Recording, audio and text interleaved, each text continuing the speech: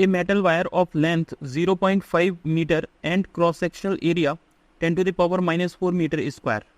Length दे रखी है L is equals to 0.5 meter, cross sectional area A is equals to दे रखा है 10 to the power minus 4 meter square and breaking stress दे रखी है, stress is equals to 5 into 10 to the power 8 newton पर मीटर स्क्वायर. ए ब्लॉक, इसका mass दे रखा है, उसने बोला है कि ब्लॉक से मास अटैच है 10 kilogram, means mass is equals to दे रखा है 10 kilogram, is attached at one end of the string and is rotating in a horizontal circle. मैंने क्या किया, ये एक सर्कल ले लिया, मैंने ये एक सर्कल ले लिया जिसके सेंटर से एक स्ट्रिंग बांध दी. ये वायर है, मेटल का वायर है. ये जो वायर है इसकी लेंथ मुझे दे रखी है 0.5, ये देखिए मीटर. यहाँ पर मैंने मास अटैच कर दिया. जब ये हॉरिजॉन्टल इस तरीके से रोटेट होगा तो ये बाहर की तरफ एक फोर्स लगाएगा जिसे बोलते हैं अपन सेंट्रीफ्यूगल फोर्स, FC. जितना सेंट्रीफ्यूगल फोर्स होगा उतनी ही इस वायर में टेंशन डेवलप होगी.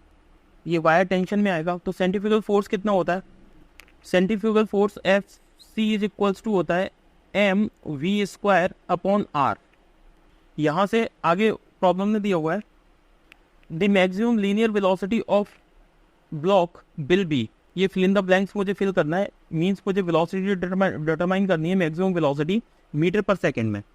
यहाँ से अगर मैं velocity देखूँ v इज इक्वल्स टू, अगर ये फोर्स मैक्सिमम होगा, ये अगर मैक्सिमम होगा तो velocity भी मैक्सिमम होगी, क्योंकि फोर्स FC डायरेक्टली प्रोपोर्शनल है v² के.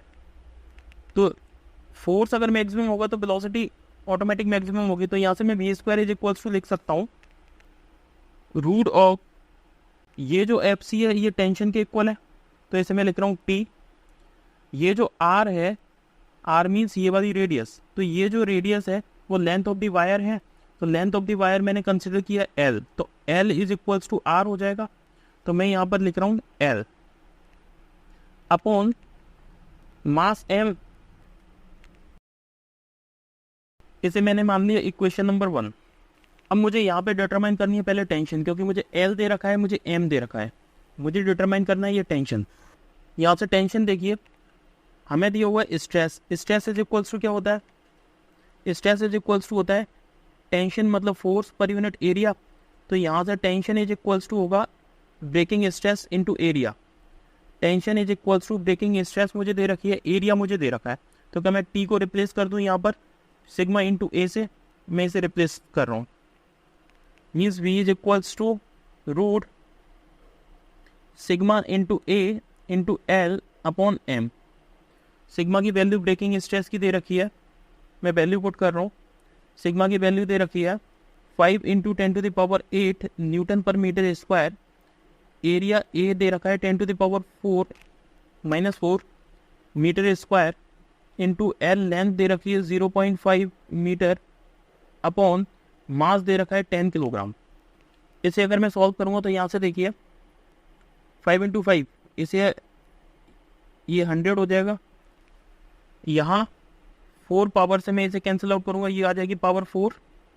यहाँ 100 से डिवाइड दूंगा, ये आएगा पावर हो जाएगी 2, राइट.